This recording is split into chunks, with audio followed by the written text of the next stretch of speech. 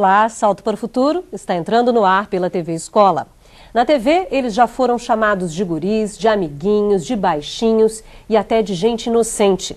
As formas de tratar as crianças mudaram, como também mudou a programação voltada para esse público. Mas como a televisão brasileira vê a criança e como as crianças se veem na TV? São alguns dos assuntos do Salto para o Futuro de hoje. São nossos convidados para o debate a professora da Universidade Federal de Santa Catarina, Gilca Girardello, a compositora e professora da Universidade do Estado do Rio de Janeiro, Bia Bedran, e o gerente de produção da TV Educativa de Porto Alegre, Luiz Eduardo Crescente. Participe você também deste debate, mandando suas perguntas. Mande já a sua mensagem. Você pode participar do Salto ao vivo pelo telefone 0800 21 6689. Via internet, salto@tvebrasil.com.br ou ainda pelo fax. Disque o código da operadora, o DDD 21 e o número 2232-3271. Nosso fax e e-mail estão 24 horas à sua disposição.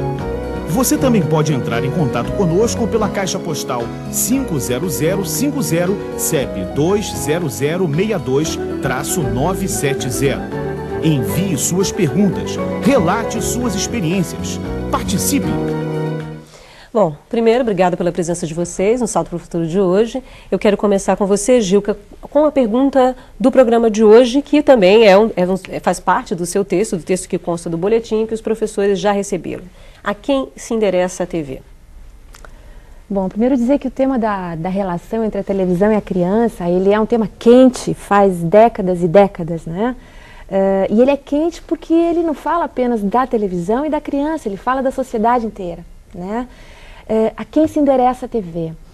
Ela se endereça muitas vezes ela se endereça à criança enquanto consumidora, né?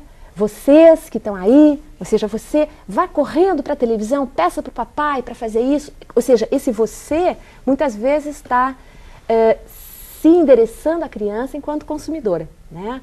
Quando o que nos parece que seria interessante é que a televisão, como serviço público, se relacionasse para a criança, com a criança, enquanto uma cidadã também, né? Uma cidadã que tem curiosidade, que tem inteligência, que tem interesse, que tem espontaneidade, que tem vontade de aprender, mas que não é uma aspirante a modelo, que não é uma aspirante a atriz, que não é adulta, precoce, enfim, para uma criança. Sem querer essencializar a ideia de criança, porque não há uma criança, como não há uma televisão, né? Há muitas crianças, aí que está a importância da diversidade, mas eu acho que resgatar um pouco dessa ideia de que a televisão tem que falar para a criança enquanto sujeito de direitos, ou seja, a criança tem direito de receber uma programação de qualidade que atenda às suas curiosidades pelo mundo, a sua vontade de ser entretida com qualidade, com inteligência, isso ela tem. Bia Bedran, por favor, a quem se endereça a TV na sua opinião?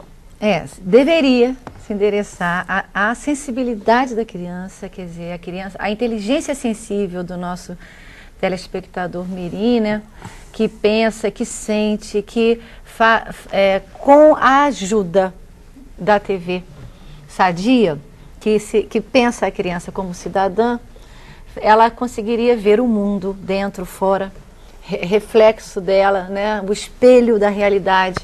Eu acho que falta isso, ela deveria se endereçar a essa criança, ao menino, à menina que investiga, que quer crescer e que pode lutar por seus sonhos, não ficção, mas os sonhos onde ele caminha com seu pezinho na escola que ele está, ampliar o seu mundo, a sua visão de mundo, a leitura de mundo. Eu acho que a TV devia fazer isso, para a criança ampliar a leitura de mundo do menino e da menina. Deveria. Luiz, por favor. Bom, eu acho que, infelizmente, a TV se coloca numa posição de tratar a criança como debilóide e consumidor. Isso mesmo. Então, eu parto do seguinte princípio: ela precisa de respeito, ela precisa de ensinamento e qualidade na programação. Isso dos canais abertos, dos canais fechados, das associações corporativistas americanas e da TV pública, que está fazendo o seu papel, que é um único eixo que sobrou, que a gente pode ver alguma coisa que tenha pesquisa, que tenha... afinal, quem é essas crianças? Baixinhos, não. Baixinhos não são. Eles são crianças. Eles não têm outros nomes. Eles têm um nome, criança, que pode ser Pedro ou Maria. E nós devemos respeitar essas pessoas. Bom, do Clube do Guri, que inaugurou a programação infantil na televisão brasileira, ao Castelo Rá-Tim-Bum, de Vila Sésamo ao Sítio do Pica-Pau Amarelo, em suas diferentes edições. Isso sem contar com as produções estrangeiras, principalmente os desenhos animados. A programação infantil sempre teve espaço na grade das emissoras brasileiras de televisão. Mas o que mais vem às crianças? Bonecos e bichos que falam, desenhos animados, programas de auditório com suas apresentadoras. A programação televisiva voltada para as crianças experimentou diferentes formatos para conquistar a audiência dos pequenos telespectadores. Esses programas geralmente são exibidos no horário da manhã. Mas será que essa é a única faixa possível para as crianças? A TV comercial, ela considera a criança só no horário da manhã, não porque ela não acha que criança exista depois das 10 ou depois das 11, é porque, em princípio, não há um faturamento, não há um anunciante que possa fazer um volume para patrocinar essa programação no horário nobre. O psicanalista Joel Birman chama atenção para o fato de que as transformações vividas pela sociedade influenciam o estilo de vida das famílias. Na ausência da mãe, né, na ausência do pai, a criança vai se entreter para não se sentir solitária diante da televisão. Quer dizer, ela vai lá para estar com alguém, né? E evidentemente que esse estar com alguém protege ela da solidão e de um certo sentimento do desamparo, é isso? E ao mesmo tempo ela pode levar a criança para universos talvez às vezes não muito desejáveis. Mas me parece que a televisão ocupa o lugar que anteriormente era centrado na figura materna. Infelizmente tem crianças que ficam o dia inteiro vendo televisão e não tem papo com o pai e com a mãe, então vai ajudar em quê? Entendeu? Então tem que saber dosar as coisas. Eu acho que ela manipula muito, sabe? As crianças estão perdendo a inocência mesmo, os programas são muito violentos. Está ensinando muito sexo, muitas coisas erradas para as crianças. As novelas, então, nem deixa minha filha assistir. Eu assisto porque não tem outra coisa para ver. Segundo alguns especialistas no tema, os professores não devem ignorar que a criança assiste a quase tudo na TV. No cotidiano, a gente assiste televisão sem perguntar. E o papel da escola talvez seja de formular questões acerca do que se vê. De preferência, questões que não sejam preconceituosas.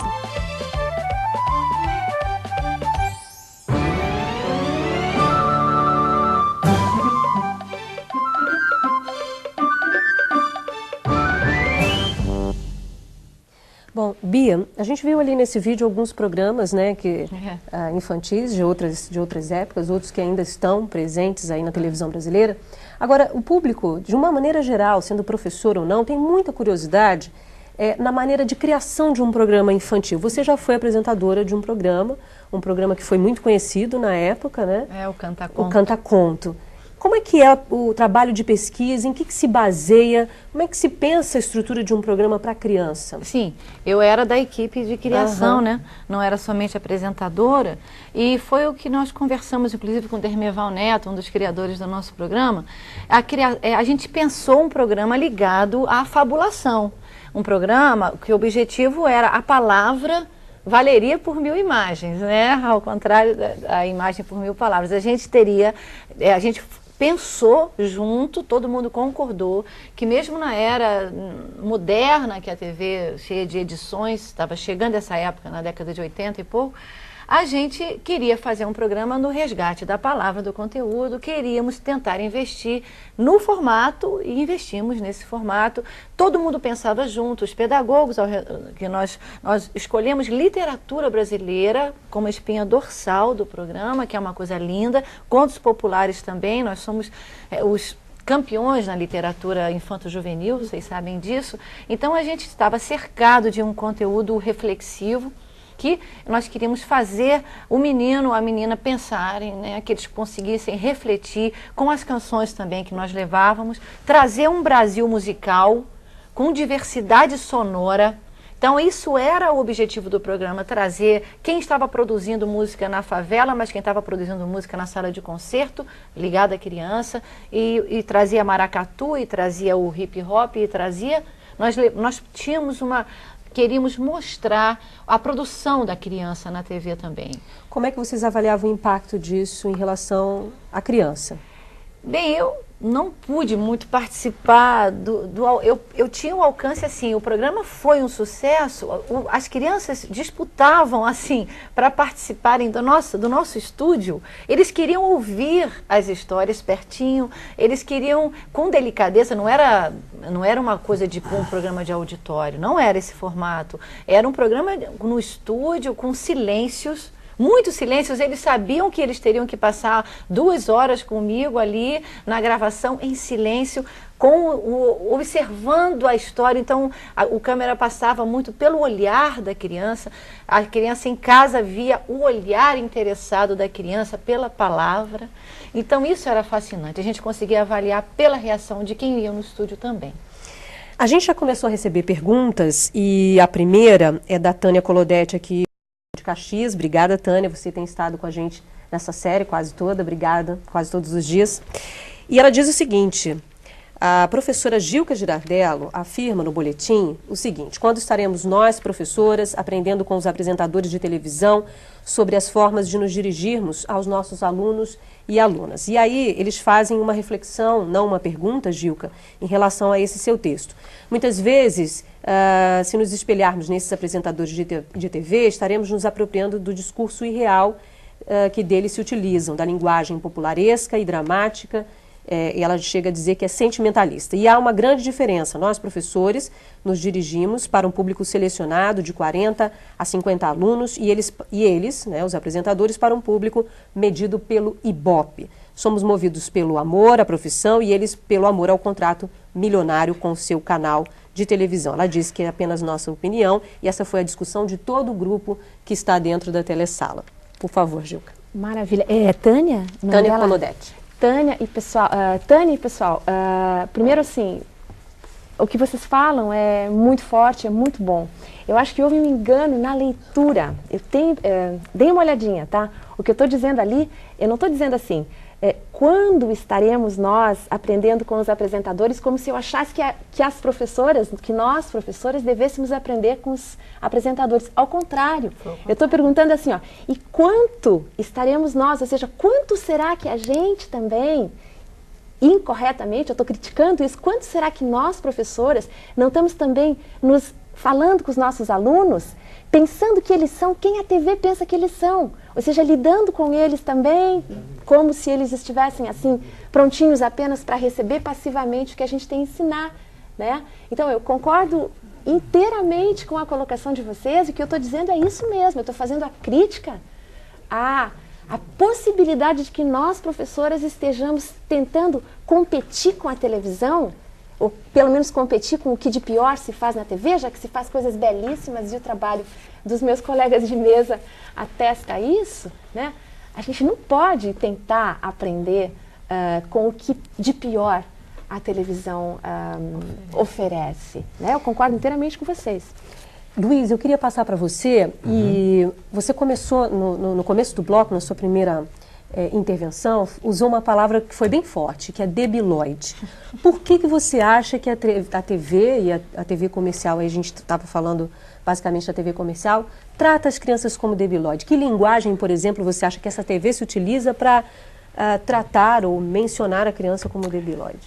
Bom, eu acho que eu estou sentado ao lado de uma pessoa que fez isso com perfeição. A Bia contava histórias e as crianças se sentiam parte dela. Agora, quando hoje você vê um programa de televisão, você nota que o acabamento não está mais preocupando os produtores ou os escritores. As letras das músicas estão fazendo as meninas a querer serem vedetes e não crianças. Criança é criança. Então, isso é pensar que elas também não estão achando que pode ser ridículo. Por exemplo, o que o Castelo Rá-Tim-Bum fez? Resgatou as crianças para o seu próprio lugar. Então, criança é criança na série. O Fredinho tem aquela ideia e aquela idade e aquele jeito de falar. Então, eu acho que isso é muito importante. Você acha que a maneira de muitos programas, de alguns apresentadores, de tratar a criança, de falar com a criança, mudando até o tom de voz? Meio tati-bitate, meio... E as crianças não estão nem naquele estágio de consumidor, porque elas não recebem dinheiro, elas não recebem salário. Mas sabem pedir para os seus pais. Mas né? sabem pedir para os seus pais. E isso eu acho maquiavélico. Isso é terrível. Isso é maquiavélico. Isso é perverso, né? Perverso. Porque assim, no meio de um programa infantil, tem 56 anúncios. Produtos à venda. E eu acho... Dentro do programa, inclusive. E nós podemos fazer programas e TV que não vendia produto. Isso é fundamental. O serviço que a gente acha que a TV tem. Não é vender, não é fazer ninguém se vestir. Tá certo. Bom, que o Brasil é um país marcado pela diversidade, todo mundo já sabe. Mas será que essa diversidade também está presente nas atrações televisivas? É o que a gente discute depois do intervalo. Não saia daí.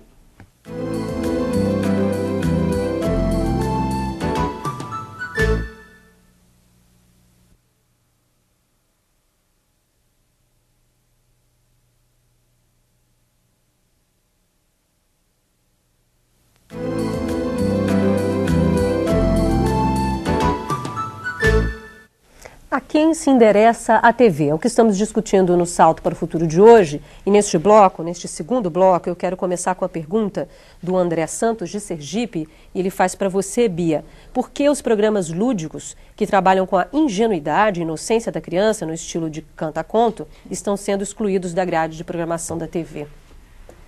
Porque... Então, nós estamos discutindo isso, né, André? O que nós estamos fazendo, pensando... A gente está sempre pensando na TV educativa, com orgulho, sem o... Falar educativa, o que é isso? Vai ser chato? Ganhou esse rótulo, né? Ganhou. Até pejorativo de chato, e não é. A gente acredita no educativo na visão holística grande, educar, divertir, levar, fazer pensar, né, tudo isso. Eu acho que nós... existe toda uma invasão, aí você pode falar bem o que a TV aberta comercial pensa exatamente para os pequenos consumidores. O lúdico, pela arte e educação, não daria Ibope, e aí a TV pública fica restrito à TV pública, esse que ainda faz. Que ainda faz, um pouco mais faz o que pode, não é?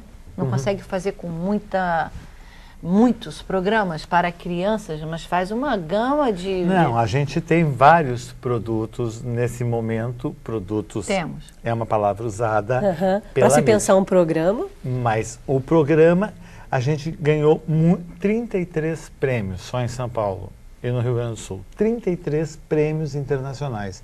Com alguns 4 programas. O Menino na Favela e as Tampas de Panela, que foi filmado no morro, numa favela, com a ajuda dos moradores.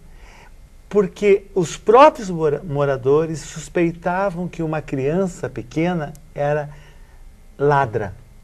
E até em 5 minutos se descobre que ela não é ladra, só no último segundo. Então isso, os próprios europeus e os cineastas brasileiros ficaram meio chocados. Mas como mexer com esse tema? Mas ou você bate no preconceito para ele cair, ou você não faz nada. Só que o André, com certeza, não teve a chance de ver essa maravilha, esse vídeo, esse filme, né? É um curta, né? É um curta. Porque não está na mídia. Porque não está na mídia, André. Mas ele é uma coisa linda que deveria passar diariamente. Bom, a diversidade brasileira está estampada nos muitos rostos que circulam pelas ruas das milhares de cidades do país. Mas será que essa mesma diversidade está representada na televisão? Vamos conferir na reportagem. Tá faltando preto na televisão, tá faltando cor em minha vida. Se a televisão é colorida, por que é que falta preto na televisão? O músico, um rapper, um cineasta, um jornalista, uma educadora. O que pensam esses profissionais sobre a visibilidade do povo brasileiro na televisão? Quem é o brasileiro que está sendo representado através da programação da televisão? É um sujeito que é qualquer outra coisa que menos um brasileiro, né? Porque toda vez que a gente vai falar sobre a cultura brasileira, a primeira palavra que aparece é diversidade. E eu penso que não é a diversidade que tem aparecido na tela da televisão. Acho que tem padrões estéticos muito estereotipados e que precisam ser questionados, inclusive porque eles aparecem como sendo o critério para se considerar o que é belo e o que é feio. A gente é um povo sem referência, entendeu? Se você olhar na televisão, você não se vê, cara. Estão querendo até cotas para a universidade, cotas para poder incluir 20% de preto no elenco de novela, de cinema. Para mim, do jeito que está, colocar 20% de preto em novela, em teatro, filme, acho que vai ser 20% a mais de escravo, de empregado, de motorista, porque é a mesma história que eles vão estar contando. Ela fala da caricatura de alguns grupos, também das minorias, dos índios, dos gays. Não sei. Então, a televisão, ela fala a caricatura, ela fala o banal, ela fala o mais rápido, mas fala de forma sempre superficial, nunca para tornar aquelas pessoas representadas ali naquele veículo, de alguma forma. O cineasta Joel Zito Araújo é o autor do documentário A Negação do Brasil, que ganhou no Festival É Tudo Verdade de 2001 os prêmios de melhor filme e pesquisa. No documentário, o cineasta discute a participação dos atores negros nas novelas brasileiras. O tema também foi abordado no livro que recebeu o mesmo nome do filme. Joel Zito revelou preconceitos, estereótipos e também quebrou tabus. A Negação do Brasil, ela fala dessa contradição de um país que é marcadamente multirracial, que a cultura negra e a população negra teve e tem um papel importantíssimo no jeito do país ser, na cultura do país. E, no entanto, o país, na televisão, não só na telenovela e também no cinema, está preso a uma estética que é uma estética do branqueamento. Quer dizer, nós amamos o branco. No filme, o cineasta resgata a história da novela A Cabana do Pai Tomás, exibida pela Rede Globo em 1969. Essa superprodução foi a primeira na teledramaturgia a contar uma história em que um negro é o protagonista, mas o ator escalado para o papel era branco. Nós precisamos, ao inovar, precisamos de produzir histórias que valorizem, né, essas histórias familiares de outros componentes raciais e regionais que não o branco. Obviamente eu não estou... O branco também tem que ter o seu direito. A gente só não pode ter essa desproporção absurda que é o Brasil. O Brasil se comporta como se fosse um país de 98% de branco e 2% de negro e de índio. Acho que contando outras histórias, deixando de contar a história do empresário, a história do estudante de classe média que não quer estudar mais, a gente vai começar a incluir o índio, começa a incluir o preto, o desdentado, o branco pobre que não está dentro do padrão de beleza, o nordestino. Zapeando e não vendo nada, na TV careta e na TV fechada. Âncora de telejornal, ou mesmo uma ponta no comercial, não protagonizam uma novela, mas o preto não é pele para Cinderela. Me diga a verdade se você já viu uma neguinha apresentando um programa infantil. O preto não tem um talk show, o preto não narra o futebol.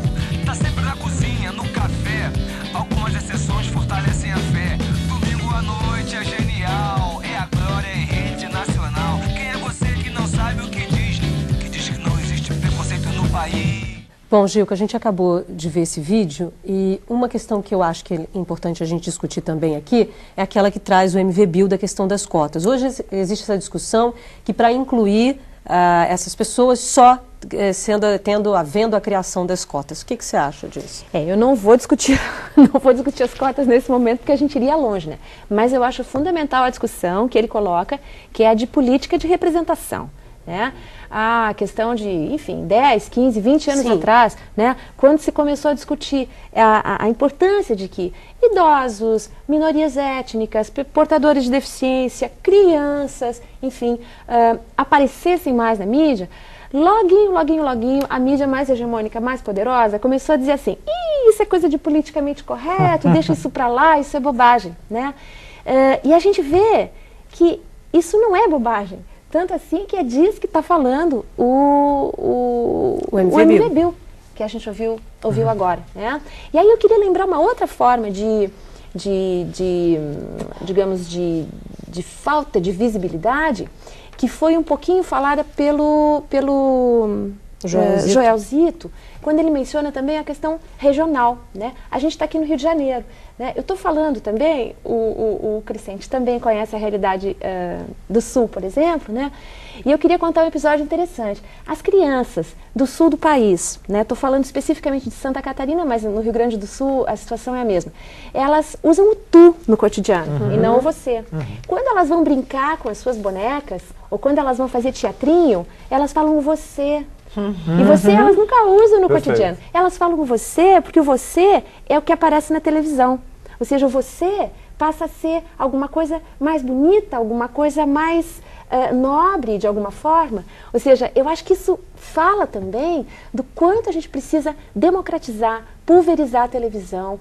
Não é que não se faça coisas fantásticas, não é que esses grupos minoritários, entre aspas, diferentes, não estejam produzindo hoje no país. Tem tanta gente produzindo vídeos fantásticos, programas, materiais, comunidades, escolas. O que acontece é que a gente não conseguiu encontrar ainda uma forma de veicular, de fazer com que esses materiais tenham acesso a um público maior. Essa é uma questão política fundamental. Tá certo. A gente tem duas perguntas aqui, eu vou tentar juntar porque elas têm a ver. O João Antônio de Minas Gerais e o Joaquim de São Paulo, Bia, perguntam o que se atribui o fato da programação da TV estar tão ruim, tanto para crianças quanto para adultos, e essa é a pergunta do João. E do Joaquim, como podemos interferir para que a programação voltada para o público infantil tenha melhor qualidade? Eu acho que aí o educador vai ter tem um papel muito importante, porque a discussão da TV, ela vai começar na escola, do que esse menino está vendo. O professor tem mesmo, a educadora Rita Reis falou, discutir o vídeo, discutir a vulgaridade, por exemplo. O que é vulgaridade? Criança não fala vulgaridade, você não vai explicar o conceito. Isso é vulgar, isso é legal. Não, fica complicado, né? Fica preconceituoso também começar. Mas você pode mostrar situações, pela diversidade de situações que eles podem assistir, e aí assistir vídeos que estejam que estejam off-Broadway, estão sendo produzidos paralelamente ao grande veículo. Discutir na escola para depois ir para casa essa discussão. Estamos falando ainda dos meninos que têm ainda um pai e mãe em casa, mesmo distantes, mesmo trabalhando muito fora e que não tem um tempo de ver TV com seu filho. Nós estamos falando que e tem a outra situação mais grave ainda do menino, que não vai ter nunca ninguém para discutir nada com ele. Ele fica abandonado, como falou o Birman, abandonado diante da TV. Eu acho que tem que ser pela discussão. A gente não vai conseguir mudar, assim, nós queremos mudar a programação, alô, nós não vamos ver mais esse programa. Mas, se a gente começar a discutir isso, daqui a uns anos, nós teremos mais gente pensando sobre a necessidade de o quanto a TV influencia o pensamento do nosso povo, o quanto a TV aliena ou o quanto a TV liberta. Você falou, essa é uma grande questão que vira e mexe, volta aí a ser debatida pela sociedade, essa questão do controle ou não da programação da televisão por parte da sociedade. Eu queria ouvir o Luiz também. Acha que deve haver algum tipo de controle? Se houver, por parte de quem? De quem deveria ser? Eu acho que dos grupos de opinião. Eu acho que não existe, até era a minha próxima colocação, a TV pública é a grande saída que eu vejo aqui nos Estados Unidos, na Inglaterra, a BBC. Por que eles fazem programas bons, corretos para as crianças, corretos para os teens, para os jovens? Isso. Porque eles têm um compromisso social e político dentro de uma estrutura de uma democracia. E nós estamos trabalhando como se tivéssemos patrão de CTG, como se diz na minha terra. De tradições. Quer dizer, por que a Cíntia Raquel, uma atriz negra, é o maior destaque do Castelo Rá-Tim-Bum? A gente sabia o risco que corria quando colocou ela. Uma jovem atriz. Uma jovem. E agora ela lidera uma ONG a favor dos negros. na televisão. Então, isso dá um prazer enorme. Agora, eu queria deixar só um recado bem claro. Enquanto a gente comprar os produtos da TV comercial, a gente vai estar continuando, compactuando com este estilo de programa. É uma decisão difícil para a sociedade. Os pais, os adultos comprarem, porque a criança... A criança não consegue escolher. Ela não consegue. Você acha que isso seria uma forma de... Eu vou usar a palavra punição porque não me vem outra cabeça. Em relação a esse tipo de programa que vende dentro do seu programa, dentro da sua programação, algum tipo de produto para a criança, você acha que seria uma forma da sociedade punir a não compra desse produto? Não sei se só a não compra, mas a manifestação através do Ibope. Dizer, o Ibope não tem aparelhos, nós não temos várias maneiras de contemplar o Ibope e saber o que está acontecendo. Vamos ter que dizer não vimos esse programa, não ouvimos essa rádio, não compramos esses produtos. É um conjunto de comportamento que tem que ser montado. Seria comparando, eu não sei se a minha comparação é correta, mas enfim, o que me veio agora, a campanha das drogas. Se você não consome, se você está consumindo, você tira o emprego você financia. Ok. É difícil falar isso. A gente não pode aprofundar muito, mas agora não dá tempo. Nem dá tempo, porque isso é muito mais complexo, é histórico. O que paga são os merchandises. O que eu acho mais cruel e bem claro é que os programas dentro deles para crianças e jovens e adolescentes já contém merchandising. Para mim, isto é uma discussão separado, é uma discussão que é muito forte, porque tu está acompanhando um certo personagem e o cara tem uma prancha da grife tal. Isso nas Como novelas, é que fica a periferia que não pode ter essa prancha e nem deve estudar? Tá certo. Fica aí a discussão, então, para que os professores aí que estão assistindo pensem nisso, né? Já que a gente não pode se aprofundar muito. Mas, enfim, há quem defenda e há quem condene os caminhos utilizados na busca por audiência. No próximo bloco, vamos discutir o impacto dos índices de audiência sobre os rumos da programação da TV. Salto para o Futuro volta já.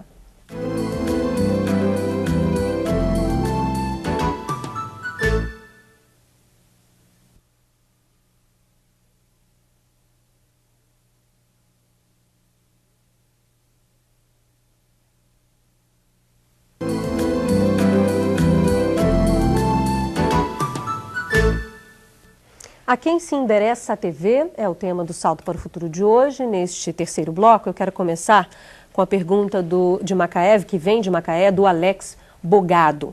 O Alex diz o seguinte, Gilca: nossos canais de TV aberta estão ainda longe de possuírem uma programação que contemple a maturidade emocional de nossas crianças. Temos excelente programação nos canais de TV Escola e Futura, mas aqui na nossa região só assiste quem tem antena parabólica. Será que o melhor que a escola tem a fazer ainda é trazer para a sala de aula personagens e conflitos vividos nas telenovelas, questioná-los, julgá-los e, através de atividades de inferência e leitura interpretativa, tentar desconstruir contravalores? Para nós ainda parece tão pouco. Eu acho assim, Alex, bem bonita a tua fala. Ai, desculpa, quase virei a mesa. Estamos virando a mesa aqui hoje. Mas assim, Alex, muito bonita, quase deu para ouvir a tua voz, por isso que eu disse fala. Eu acho que parece pouco, mas não é. Tá? Eu acho que tudo que está se falando aqui de movimento de cidadania, né? Então, eu nem vou começar a mencionar todas as ONGs e fóruns pela qualidade da televisão que existem hoje no Brasil. A sociedade tem que fortalecer esses fóruns, né? Para exigir melhor qualidade já, né? Democratização da informação, tudo isso. Agora, o papel dos professores, o papel dos educadores é tão fundamental quanto, se não até mais, tá? E acho que tudo isso que tu estás falando, essa questão da desconstrução, ou seja, da formação crítica do telespectador, da educação para as mídias, enfim, né? Isso de que tá se falando aqui hoje, de que vai se falar mais amanhã, isso é fundamental, né? Quem está na área de educação conhece, então, aquela teoria dos 3 P's Não é? Como se pode melhorar a relação das crianças com as mídias? Primeiro, elas têm que ter proteção, ou seja, proteção da baixaria. Em segundo lugar, elas têm que ter provisão, ou seja, elas têm que ter oferta, elas têm que ter alternativas de coisas de qualidade para estarem vendo. E é isso que a sociedade precisa se organizar para exigir, né? Das mais diversas, variadas e criativas formas que já estão ocorrendo no Brasil hoje e que devem ocorrer muito mais ainda, né? Em terceiro lugar, a questão da produção, né?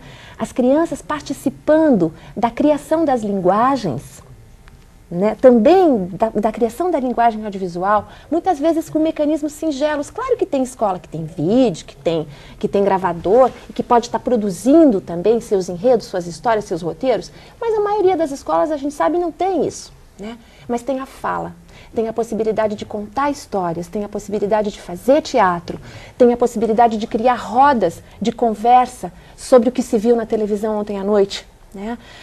E sim, fazer essa desconstrução. Não a desconstrução apenas pelo cognitivo, pelo racional, mas pelo simbólico, pelo criativo, pelo artístico, tá? E eu acho que isso, Alex, que é o que vocês estão fazendo, tá? Isso não é pouco, não, isso parece pouco, mas sem isso a gente não sai do lugar. É uma das ações. Só um comentário rápido. Eu também gostei muito da pergunta do Alex e acho que foi muito bem respondida. Alex, se você pensar que Bye Bye Brasil já fazem muitos anos e aquela imagem daquela TV parada, mas mostrando o Brasil para os brasileiros naquela seara nordestina e aquele circo do Zé Wilker e da Beth Faria, eles estavam fazendo a parte deles. Talvez o nosso papel é eu na minha televisão, você na tua escola. Eu acho que o importante é que cada um faça o seu papel. A gente já falou um pouquinho aqui sobre índice de audiência, né, tão criticado e tão valorizado pelas emissoras comerciais, principalmente. Vamos ouvir agora 3 depoimentos, uma de uma pessoa do IBOP, né, do Instituto, e outros de outros profissionais que alguns criticam essa cultura do índice de audiência por parte da televisão brasileira. Vamos lá. Hoje o IBOP utiliza 2 metodologias para televisão, tá? Especificamente. O MITER, que é a medição eletrônica, a medição por aparelho. Cada vez que a pessoa liga a televisão, o aparelho apita, é um apito bem contundente, não dá para ignorar, e a pessoa tem que se identificar. No caso de São Paulo, especificamente, essa medição ela é enviada para os nossos servidores em São Paulo em tempo real. Todas as medições quantitativas de audiência, elas não identificam o que o espectador quer. Elas identificam o que o espectador escolheu dentro de um leque de opções que ele foi ofertado naquele momento. Mas é evidente que não há relação entre quantidade de telespectadores que assistem a um determinado programa e sua qualidade. No advento dos meios de comunicação de massa, essa analogia é falsamente estabelecida por critérios de mercado. Bom, Bia, acho que o Butch já disse tudo, né? Não existe uma relação direta entre qualidade e índice de audiência. É por falta de opção? É isso? As pessoas gostam do que está aí posto? Se fosse oferecido outra coisa, elas... Com certeza. Nós vimos uma mulher, né, uma moça, dizendo: eu não deixo minha filha ver novela, eu vejo porque eu não tenho outra coisa. Uhum. Ela falou bem assim, foi clara, mas ela critica, ela não quer que a menina veja o tipo de inversão de valores que fica sendo discutida sempre. A novela coloca demais isso, é demais. E eu acho que não dá tempo dela discutir comigo. Agora, eu acho assim, eu tenho certeza que não tem essa relação. E se a gente oferecesse, se tivesse diversidade na programação real, se nós pudéssemos oferecer como se canta, as cores do nosso povo, todas as cores serem vistas, né? E, na verdade, quando se oferece, esse índice de audiência tem uma relação, porque a gente viu aí a obra de Ariano Suassuna na televisão e foi um maior sucesso, claro, né? Então a obra-prima é obra-prima, qualidade é qualidade. As pessoas querem qualidade, nós queremos qualidade, o povo quer a qualidade. Agora se oferece como sendo o melhor, a única opção para ele, ele aprende aquilo. É como falo, um professor que não é leitor não vai levar sua turma a se tornar leitora. Então... Ok, a Luci, de Santa Catarina, Gilca, pergunta o seguinte: quanto à liberdade de expressão de muitos apresentadores que utilizam vocabulários e metáforas em horário acessível às crianças, vocês não acham que deveria haver um maior controle? É isso. Essa é uma questão, eu acho sim, eu acho que controle, nem todo controle é censura, né? Também a mídia muitas vezes coloca, diz assim, o único controle possível é o controle remoto, né?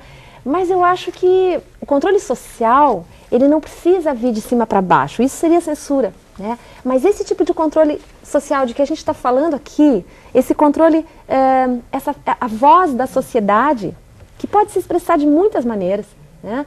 Ela precisa ser ouvida, né? Ontem a gente não houve tempo de se discutir isso com o Cazé, porque você falou, é só o controle remoto. Existem especialistas que discutem essa questão do controle remoto, porque a partir do momento que você está zapeando, passando de um canal para o outro, aquela imagem já invadiu a sua casa, a imagem já entrou. Você não queria ver aquilo, mas aquilo já invadiu, né? Você está ali passando naquele horário da tarde em que só tem programa de violência, por mais que você queira procurar, buscar outra coisa, aquele programa já entrou. Já marcou. Já entrou na sua mente e já está ali. Né? Já marcou, como diz, né, Luiz? A violência está nesses filmes, não tem jeito. Há muitos anos a criança da tarde, né? A criança assiste. Violência em tudo. Agora, a gente tem bastante perguntas, Bia, Eduardo, sobre crianças, né? Ainda da Luci de Santa Catarina, diz o seguinte: percebemos que os desenhos animados atualmente apresentam muita violência. Como fazer com que a criança tenha o contraponto do fictício e do real? Ou seja, que ela não incorpore atitudes e pensamentos apresentados pelos programas infantis. Ela quer como fazer para que tenha o contraponto entre o fictício e o real? Eu não sei responder. Olha, na verdade, fazer esse contraponto é uma bela pergunta, que você formulou. Acontece que este é o papel dos professores, dos pais e de uma TV consciente. É um triângulo da sociedade que se une. Porque se você deixa a sua filha ver coisas que não deveria, você está compactuando com o sistema. Então a gente tem que fazer a escolha de Sofia, que é ou a gente bota limites e arca com as consequências, ou arca com as consequências de qualquer maneira porque não botou limites. Certo? Então eu acho que não tem nada que uma conversa entre mãe e filha, e nada mais terno que isso, incluindo os pais e os filhos, para mostrar o que são os valores da sociedade. No caso ali, como é a pergunta da Luci de um teleposto, nada melhor do que se discutir com essas crianças na sala de aula, o que é fictício, o que é real. Com certeza. Né? Aliás, acho um trabalho maravilhoso, porque se não acontecesse, nós estaríamos bem pior, né, Luci? É verdade. Cristiane do Rio de Janeiro, Cláudio de Minas Gerais, eles têm perguntas que giram em torno novamente das crianças. Que tipo de programas e horários são melhores para as crianças até 5 anos de idade? E o Cláudio diz assim: meus sobrinhos só veem programas e desenhos com muita violência. Será que é por isso que eles estão mais agressivos, Bia? Eu acho que influencia sim. Esse menino tem que assistir outras coisas, tem que ouvir outro som. Eles têm que olhar como eu falo, olhar outras cores. O mundo, o Brasil é multicolorido, a gente tem que mostrar. Eu acho que sim, contribui para um menino ficar mais agitado e contribui muito também para uma coisa que aconteceu nas nossas crianças, não sei se os professores concordam, eu convivo muito com escola. Quando acabou meu programa, eu passei essa última década viajando pelo Brasil, cantando junto às escolas, levando a minha música, que é bem diferente da música que eles ouvem, que eles consomem pelo rádio e pela TV. E eu sinto que a criança tem uma capacidade de concentração reduzida por conta dessa agitação e o professor ou o pai tem que conseguir mostrar um filme, um desenho assim, e logo depois mostrar um Pingu, mostrar um desses filmes que você teve acesso recente. Eles não têm acesso, infelizmente, as pessoas não recebem esses vídeos, não sabem onde encontrar, né? Tem que ter um olhar muito atento para a gente, tem que saber, tem que pesquisar na vida cotidiana para descobrir o que está correndo e que pode colaborar para você educar seu filho hoje em dia. Ok, outra pergunta da Tânia Colodete, aqui do Rio de Janeiro, diz o seguinte: lendo nos jornais, fiquei informada de que no quadro Zorra Total, da TV Globo, a atriz Cláudia Rodrigues interpretará uma empregada doméstica que será louca por TV e que confundirá realidade e ficção. Sabemos que crianças e adolescentes assistem a este programa. Pedimos sugestões aos especialistas para trabalharmos com esse discurso televisivo. Gilca. Bom, Tânia, pode ser uma coisa horrível, talvez, né? Pode ser algo caricato, pode ser algo deformante e pode ser alguma coisa que a gente possa usar como material para justamente discutir o que é o real e o que é o imaginário, para discutir o que é a ficção e o que é a não ficção. E eu acho que essa é uma questão fundamental, não só para as crianças, ela é para nós também, para os adultos, né? Porque a televisão como um todo, ela hoje cada vez mais mistura a ficção com a realidade, não é? Ou seja, os telejornais estão cheios de recursos da ficção, não é? De linguagens da ficção e a ficção dos telejornais, enfim, né?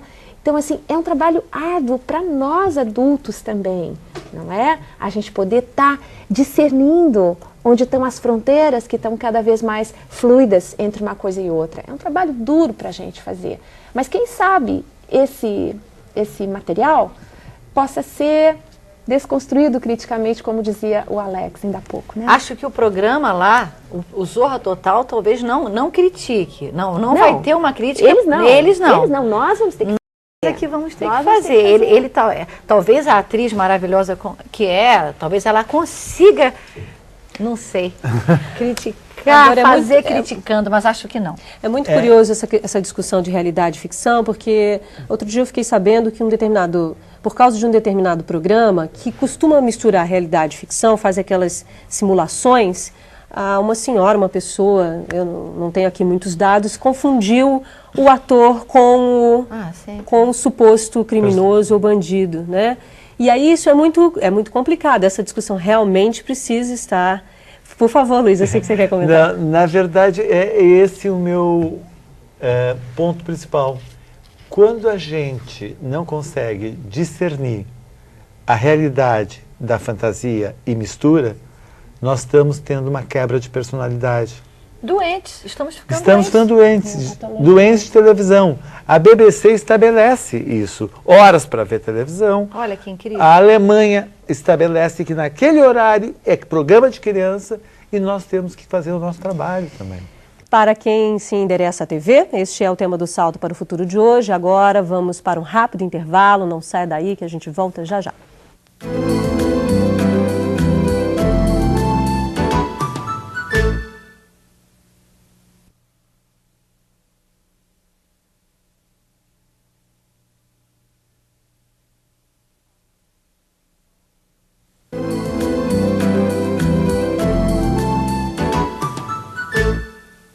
A quem se endereça a TV, é o que estamos discutindo no Salto para o Futuro de hoje. Agora, os nossos convidados fazem as suas considerações finais do debate. Eu quero voltar para o Luiz, porque eu tive que interrompê-lo no bloco anterior. Por favor, Luiz, suas considerações. Eu acho que uma discussão como essa não se esgota aqui. E ela deve ser levada a todos os cantos do país, por professores, sociólogos, psicanalistas, enfim, todo mundo que tem preocupação com criança, inclusive as associações UNICEF, ANDI, e principalmente é um trabalho de nós que fazemos uma TV que não é comercial, mas sim que tem um comprometimento com a cidadania. E a criança é a pedra fundamental para que tenhamos um futuro um pouco melhor. Rapidamente, o que é preciso para se ter uma TV com uma boa programação infantil? não pensar que as crianças são imbecis, não partir de incitamentos como a violência, ao consumo de drogas, à radicalização, ao preconceito. Eu acho que ela tem que ser mais cidadã. Obrigada, Luiz. Bia? A missão da gente, eu como uma artista brasileira, educadora, professora, que estou sempre em contato com as pessoas que pensam o crescimento do nosso povo, da nossa criança, da inclusão social de todo mundo, né, dos meninos da escola pública, escola particular. Eu vejo que a televisão ficou, quando a gente falou de adoecer, a televisão é o reflexo do que aconteceu com a sociedade brasileira, né? Essa doença, essa esquizofrenia que às vezes nós vivemos no nosso cotidiano, a exclusão social, o Brasil, essa fissura por determinadas, por temas que não são pertinentes, de repente, ao crescimento, a essa queimação de etapas constantes, a erotização precoce das crianças. Elas foram submetidas a 2 décadas de uma televisão comercial, quase, que... Quem influenciou quem?